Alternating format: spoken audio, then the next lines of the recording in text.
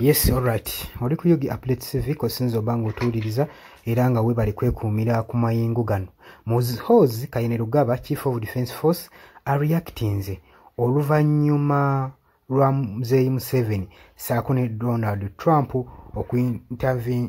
okuinterventinga mu decision ey'okusalako Kisaagani gwe mukwano gwange ali yampuliriza.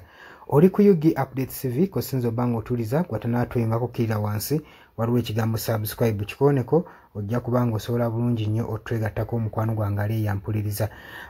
Abali mu diaspora mbalamusizaako nnyo nammwe mukola kyamaanyi nnyo okwekuumira ku mayengo gano aga Yugi Update TV. Mwebale enkyukakyuka gye muteeka mu ggwanga lyattu Uganda.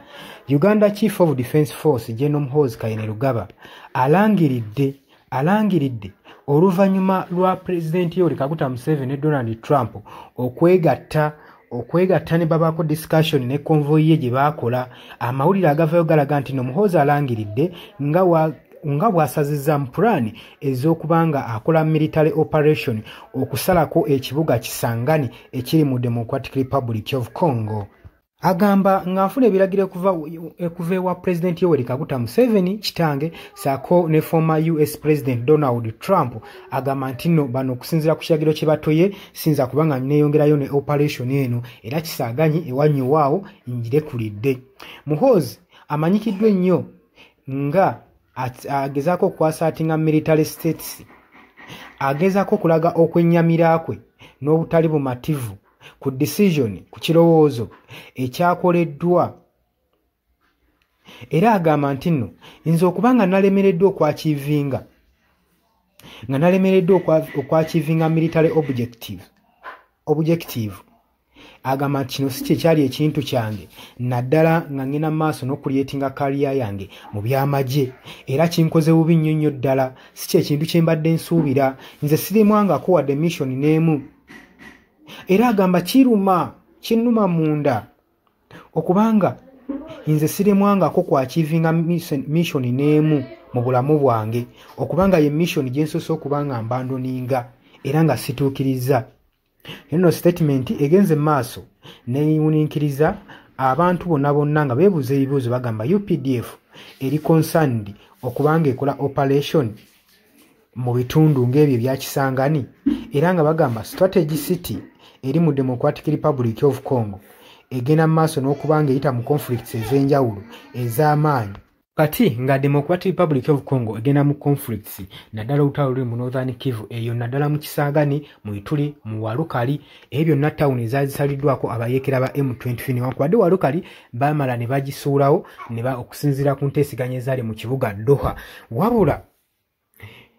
Wabula era DRC egenda maaso n'okulumiriza eggwanga erya Rwanda okubanga yegenda maaso n'okudeployinga amagye gaayo mu ggwanga erya Democratic Republic of Congo.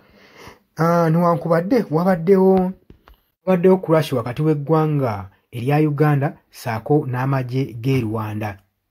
Gavumenti ya Uganda officially yannyonnyodde ensonga eri emabega bwa plan oba n'operation egenda mu maaso okubanga Muhoozi Kainerugaba yalangirira okusalako Kisaagani.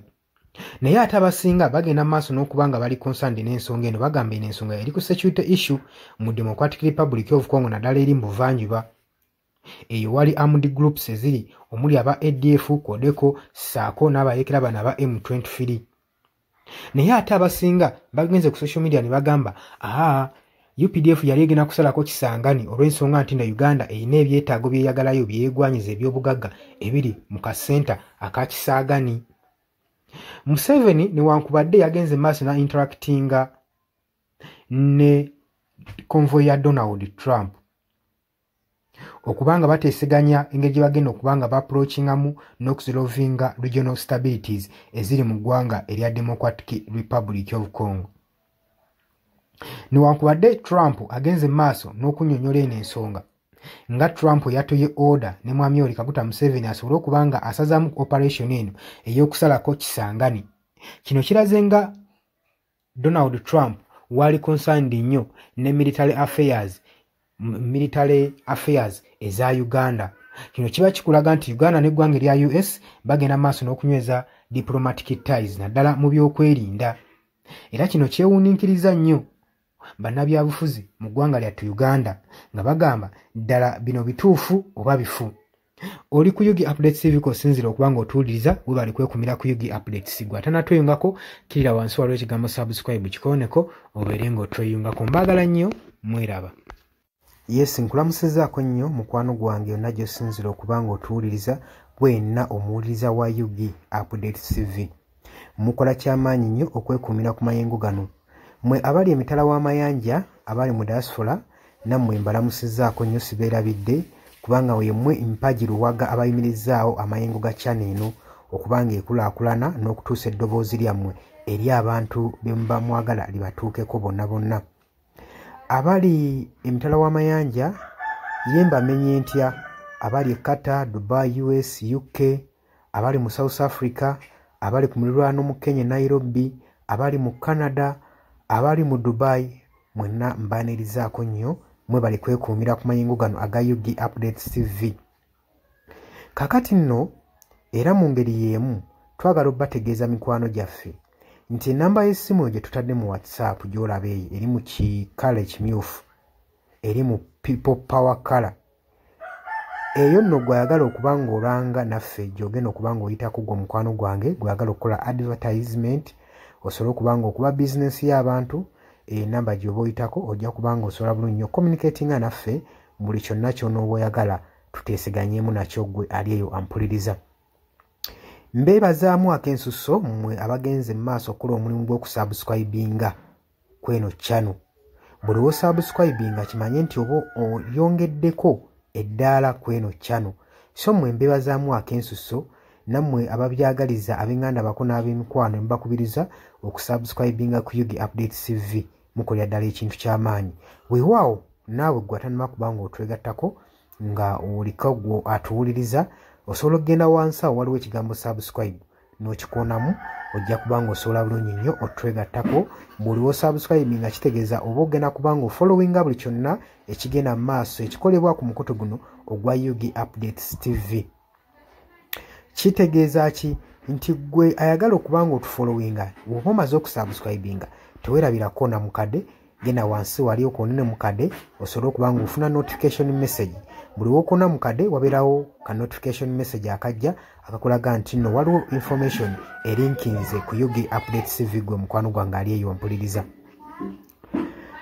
Ng'era we mbeebazizza ekyensusso nammwe abajja mu comment section mbeebaza mwabajja ne mukomentinga ne muteekako endowooza yammwe eri eggwanga ne mulitangaaza kubanga njagala mukitegeere.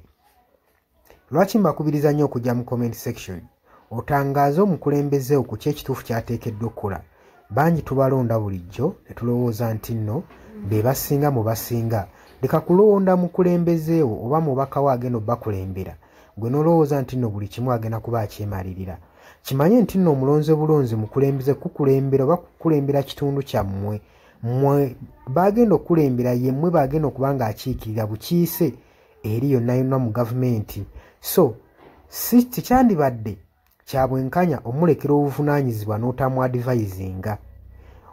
Ky'oba olaba mbakubiriza okujja mu comment section muteekewo endowooza zammwe musobole okutangaaza ku bakulembeze bammwe ku biki ebituufu bye bateekeddwa okukola. Bangi tubalonda bulijjo ne bagenda mu paliamenti nga babadde bantu balamu ne batuuka eyo ne bawuttaalirayo. Kitegeeza ki? Nti olina okuba nga buvunaanyizibwa bwo okuzuukusa omubakawo oba olaba nga yeebase gwe mukwano gwange ali eyampuliriza.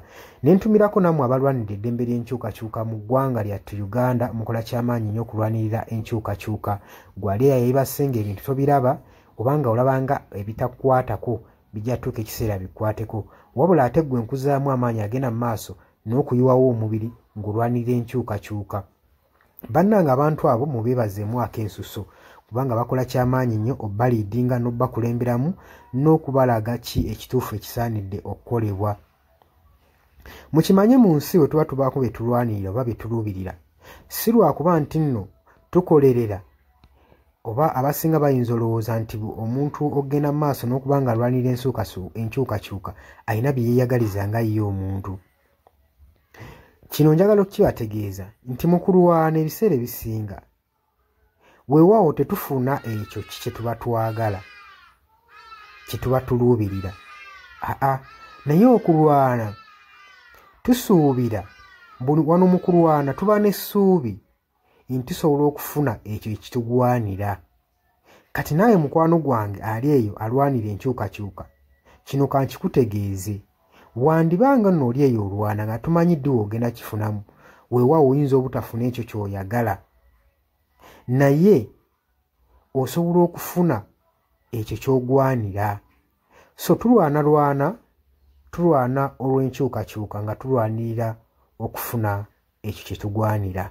Kati gwe mukwano gwange ky'ofuna kye kiggwanira eyo gy'oli, wandibanga ky'oyagala okifuna naye kye kiggwanira.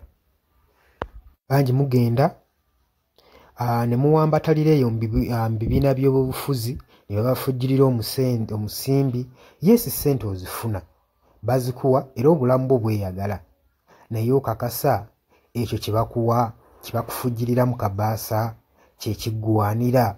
Ebiseera ebisinga ffe tetulwana olw'okuba nti no twagala kufuna ebyo bye twetaaga. Nedda, wabula tutunuulira nnyo pointi eno nti kye tugenda oba kye tulwana kyenfuna kyengwanira. Mutuufu ogenda n'oweetunulamu n'olaba nga kyofuna si kyokola ki, si kyogwanira nga ggwe munnansi. Ky'oba ovaayo n'embavu osobola okuba nga olwanirira enkyukakyuka gwe mukwano gwange ali eyampuliriza. Nja basaba kano akatambi tugende mu maaso n'okuba nga tukasheyalinga, buli muntu ategeere kiki ekigwanidde okukolebwa na lwaki enkyukakyuka esaanidde okubeerawo mu ggwanga lyattu Uganda. Si lwakuba nti oli bulungi kati, wabula wandibanga oli bulungi naye ekyo ky'ofuna ky'ogwanira. Ekyo kye kibuuzo. Era naawe osobola okujja mu comment section n'onteerawo endowooza yo nti gwalemesa enkyukakyuka ky'ofuna ky'olwanira. Muli ku Yugi Updates TV ku musinzi oba nga mutuwuliriza, mwebale kwekuumira ku mayengo gano. Ngenda maaso n'okukubiriza mmwe abatannatwegattako, kkirira wansi waliwo ekigambo subscribe, kikoonemu obeere ng'otweyungako. Ennamba eyo gye ntaddeawo nabagambye dda gwagala okulanga naffe gy'oba oyitako ojja kuba ng'osobola okommunikatinga. Mbaagala nnyo, mweraba era nga mbaagaliza ebisinga.